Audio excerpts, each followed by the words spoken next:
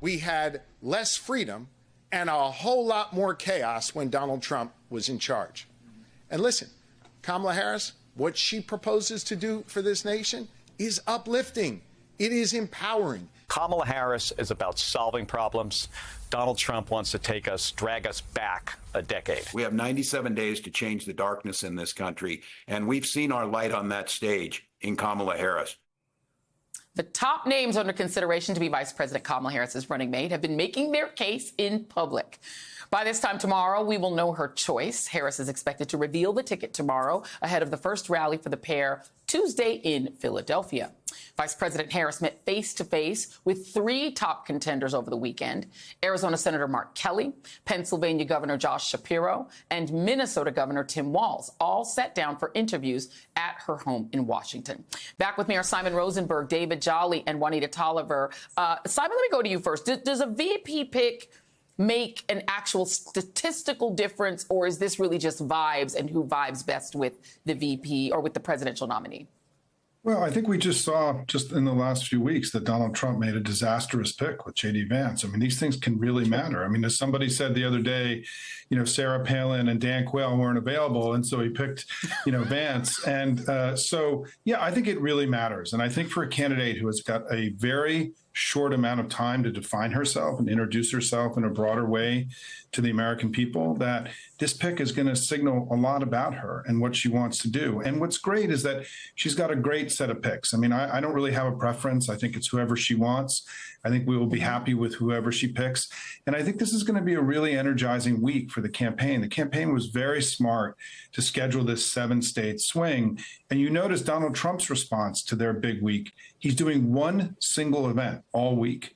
The guy's disappearing from the campaign trail again. By the way, he did this a few weeks ago. He wasn't seen in public for an entire week.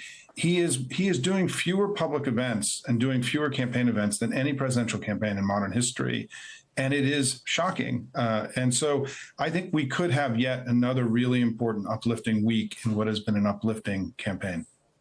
Yeah, I mean, there's two ways to read that, of course. One is that he's just a bit lazy. And the second is that he's overconfident because he's not planning on winning the election through votes. He did say, you don't need a vote, I don't need your votes. And he's just thinking, my plants are just going to refuse to certify the election. We're going to do that story this week because his, laziness is one thing. If the other thing is he just doesn't think democracy is going to happen, it's a whole other thing. But I mean, the way that you counteract that, David, obviously, is voting and voting and voting and having as big a win as possible to make it harder for them to try to drive this election into Congress or the courts. Is there one? I want to just play the Veep Safe game just a little bit. It is fun to do. To go through it, I want all of you to kind of weigh in, but I want to start with you, David, because this is her first big decision, right? It's who you're going to pick to be the next person in line. The internet kids love walls. As somebody pointed out earlier, it would allow you to say, from the windows to the walls, which is hilarious, and you cannot not love that. He did come up with the idea of weird, and now that is stuck. And he is a progressive. He has huge policy accomplishments as a progressive. He's an Army National Guard veteran. Now, the downside, it's not a swing state, Minnesota. They're probably going to win it. He has a low national profile. There were some questions about his handling of the 2020 protests after George Floyd's murder and the prosecution of a state trooper who shot a young man named Ricky Cobb II. So there are upsides, downsides. That's him. Let's go to Kelly.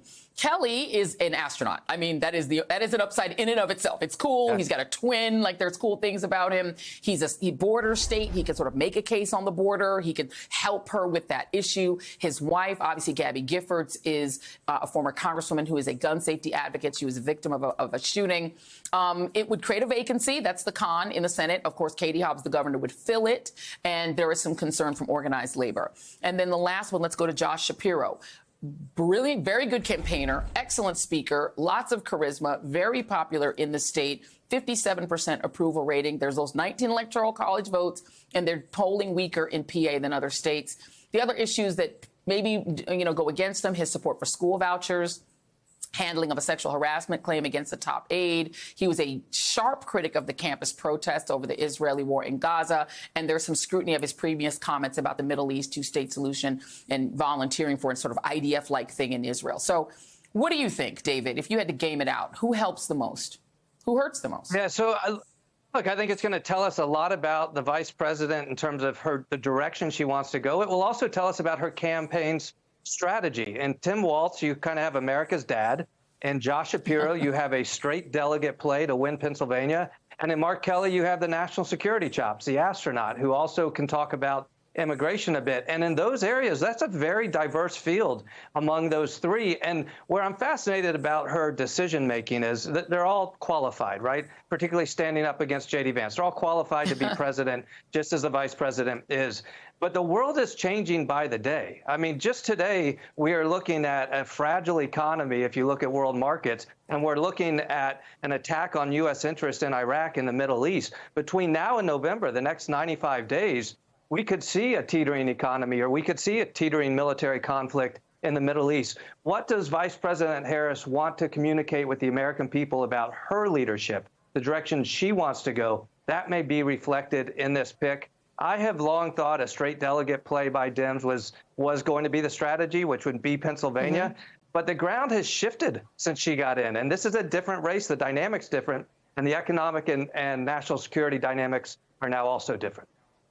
Yeah, and let me go to my Democratic strategist, Juanita. I mean, is there a way to sort of make this decision based on something other than just saying, let me go for this delegate? Because that's the obvious. Shapiro's advantage is the delegates. 19 delegates, a lot of delegates, and you need it. Or is there something else that you, if you were making this decision, would put front of mind? Well, the first thing that comes to my mind is what you mentioned, Joy, about vibes. The vibe check is important here. And I think about the way that Vice President Harris has been deployed by President Biden, even as it relates to the detainees who were recently released in that negotiation with Russia and a range of countries. She had a one-on-one behind closed doors at a security conference. So who would she trust to deliver her message and diplomatic approach? Who would she trust as that person she can deploy in the principal agent type of relationship that she would have with this individual as her vice president? I think the other piece here is when we were thinking about what it takes to win, I go back to those polls that have moved heavily in Vice President Harris's favor. And since she's neck and neck in these battleground states, who are the communicators who she might be looking at to keep maintaining this momentum she has with voters? Because after Barack Obama, we know a strong orator turns out and mobilizes and energizes voters. So I'm looking at a Pete Buttigieg. I'm looking at a Governor Walz.